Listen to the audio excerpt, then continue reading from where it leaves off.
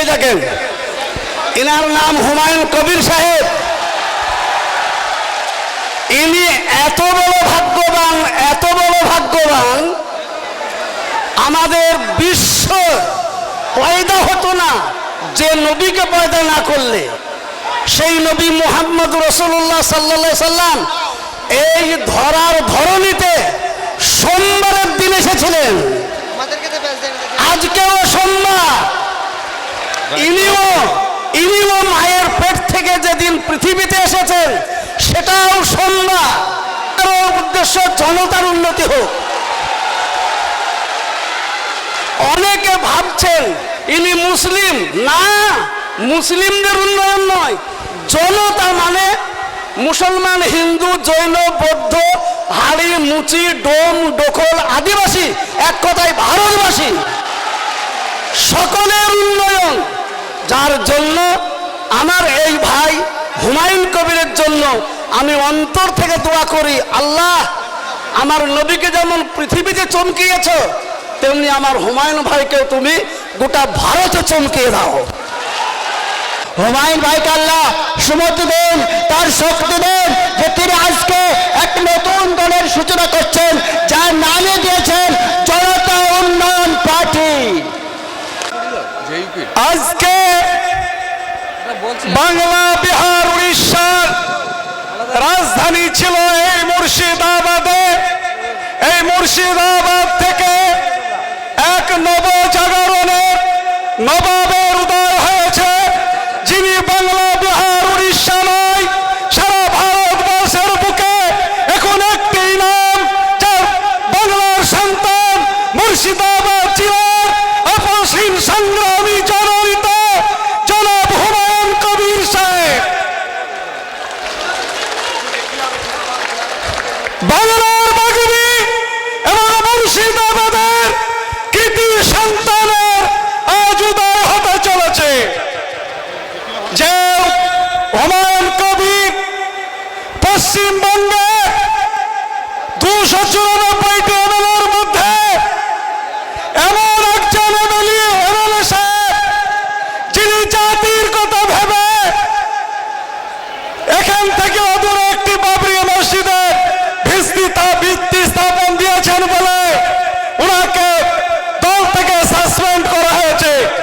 আপনারা তৃণমূলকে সাসপেন্ড করুন, আপনারা তৃণমূলকে সাসপেন্ড করুন, আমাদের তৃণমূল দরকার নাই। যারা মন্দির করে, মন্দির গড়া সরকার আমাদের দরকার নাই। মসজিদ করার জন্য যদি আমার ভাই হুমায়ুন কবিরকে সাসপেন্ড হতে হয়, যিনি মন্দির করেছেন তাকে সাসপেন্ড করতে হবে আগে। যারা অর্ধেক মুসলমান আর অর্ধেক হিন্দু, তারা আমার ভাই হুমায়ুন কবিরকে সাসপেন্ড করেছে। সুতরাং মুসলমানদেরকে 12 বছরে দুটো জিনিস দিয়েছে। মুসলমানের যুবকদের হাতে বোম দিয়েছে, মুসলমান যুবকদের হাতে বোম দিয়েছে, ভোট লুট করা শিখিয়েছে, আর মুসলমানদের ছেলেদের হাতে কলম দেওয়ার দরকার ছিল, সেখানে দিয়েছে বোম। সুতরাং এই সরকারকে আমরা উৎখাত করবো ইনশাআল্লাহ। আজকে নতুন দলের সূচনা হচ্ছে হুমায়ুন কবির সাহেবের নেতৃত্বে, মুসলমানদের একজন জননেতা। আমরা তার কথাকে সকলেই সামনে রেখে চলবো বলি ইনশাআল্লাহ। আপনারা জানেন মাননীয় ওবিসি থেকে এমন ক্যাটাগরি করেছে, মুসলিম ছেলেদের আজ ওবিসি থেকে বঞ্চিত করেছেন মাননীয় ওয়াক্ফ সম্পত্তি থেকে মুসলমানদের বঞ্চিত করতে চলেছে। ওয়াক্ফ সম্পত্তি খতিয়ানাকে কালেক্টরের অধীনে চলে গেলে, আমরা মরে গেলে ডিএম এর পারমিশন নিতে হবে। এর বিরুদ্ধে আমার শ্রদ্ধেয় ভাই হুমায়ুন কবির আওয়াজ তুলেছেন বলে বহিষ্কার করা হয়েছে। আমরা তৃণমূল সরকারকে বহিষ্কার করছি এবং করলাম বলি জয় হিন্দ। হুমায়ুন কবির, হুমায়ুন কবির। কোথাও কোনো মুসলমান নির্যাতিত হয়, কোথাও কোনো মুসলমান বিপদে পড়ে, 22টা এমএলএর মধ্যে কাউরে মুখ খুলতে আপনারা দেখেছেন? একমাত্র বিকল্প নুর চৌধুরী সাহেব ছিলেন। বাকি আমরা এখানে এমএলএ হতে আমার জীবনে লতিফ সাহেবকে দেখেছি, তিমির ভাদুরীকে দেখেছি, আর কিবরিয়া সাহেবকে দেখেছি, আর বহু মুসলমান আছে যারা আপনারা জানেন যারা কংগ্রেসের এমএলএ ছিল, তারা কংগ্রেসের হয়ে কথা বলেছে, মুসলমান জাতির হিসেবে জাতি হয়ে কথা বলে এরকম কম বলেছে। যারা সিপিএমের এমএলএ এমপি ছিল তারা সিপিএমের হয়ে কথা বলেছে, তাদের চামচাগিরি করেছে। মুসলমান জাতির হয়ে আর দেশের হয়ে তারা খুব কম কথা বলেছে।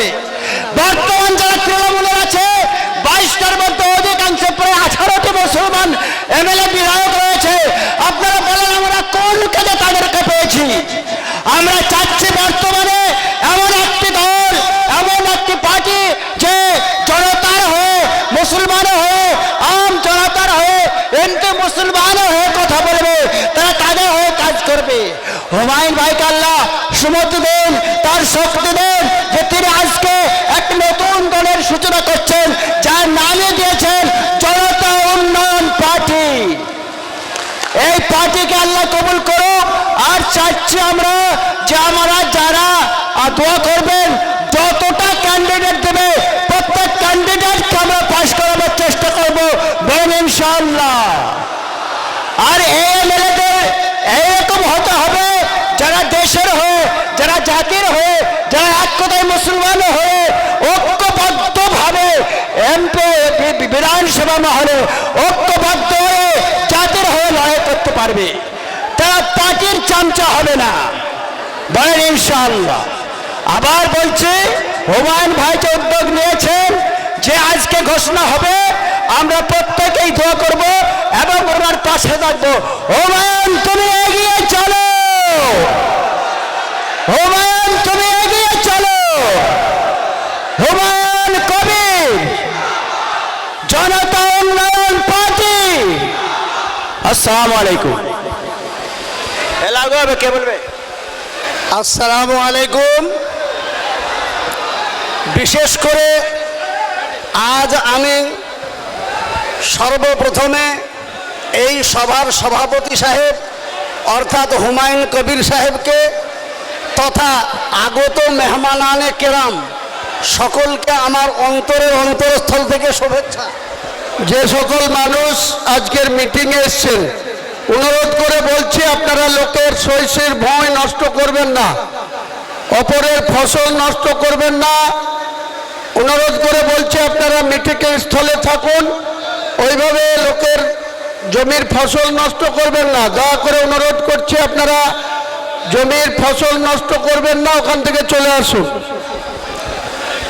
ভাই মহতারাম, আমি আপনাদের কাছে কোনো বয়ান করতে আসিনি, কোনো বক্তৃতা দিতে আসিনি, কেননা আপনারা আমাকে মোটামুটি সবাই চেনেন।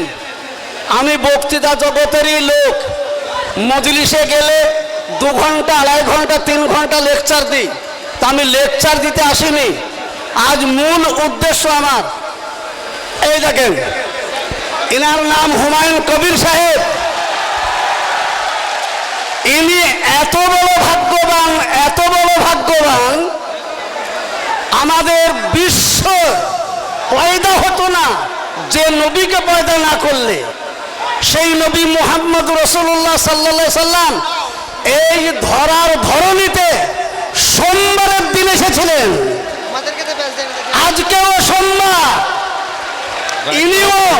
ইনিও মায়ের পেট থেকে যেদিন পৃথিবীতে এসেছেন সেটাও সোমবার। তাহলে কত বড় ভাগ্যবান ইনি। সর্বপ্রথম যে নবী সোমবারে এসেছিলেন, তার মনের ইচ্ছা ছিল পৃথিবীর আপামর জনতাকে আমি একটা ফার্স্ট ক্লাস জায়গায় দাঁড় করাবো। ইনারও সেই একই উদ্দেশ্য, যার জন্য মুখে একটু শুনতে পেয়েছি, সেটা সঠিক হবে কি বেঠিক হবে আল্লাহ জানে। বলে দিচ্ছি, জনতা উন্নয়ন পার্টি। তো জনতা উন্নয়ন পার্টি নবীর উদ্দেশ্য ছিল জনতার উন্নতি হোক। ইনারও উদ্দেশ্য জনতার উন্নতি হোক। অনেকে ভাবছেন ইনি মুসলিম, না, মুসলিমদের উন্নয়ন নয়, জনতা মানে মুসলমান, হিন্দু, জৈন, বৌদ্ধ, হাড়ি, মুচি, ডোম, ডোকল, আদিবাসী, এক কথায় ভারতবাসী, সকলের উন্নয়ন। যার জন্য আমার এই ভাই হুমায়ুন কবিরের জন্য আমি অন্তর থেকে দোয়া করি, আল্লাহ আমার নবীকে যেমন পৃথিবীতে চমকিয়েছ, তেমনি আমার হুমায়ুন ভাইকেও তুমি গোটা ভারতে চমকিয়ে দাও। এই বলে আমি আমার বক্তব্য ছিলাম মেদিনীপুরের হলদিয়াতে ছিলাম গতকাল, ভোর 3টের সময় বেরিয়েছি, বেরিয়ে বাড়িতে 9টায় পৌঁছিয়েছি। এই ভাইয়ের অনুরোধটা রক্ষার জন্য আজ এখানে অংশগ্রহণ করতে পেরেছি। দোয়া করবেন সকলে, ভাই ভালো থাকুক, জোরে বলুন ইনশাআল্লাহ। আল্লাহ ওনাকে দীর্ঘায়ু দান করুক, বলুন আল্লাহ আমিন। এই বলে বক্তব্য আমার এখানে ইতি করছি। সকলের কাছে মুসলমান ভাইদেরকে সালাম এবং আমার অমুসলমান ভাইদেরকে শ্রদ্ধা নিবেদন করে আমি আমার বক্তব্য এখান থেকে ইতি করছি।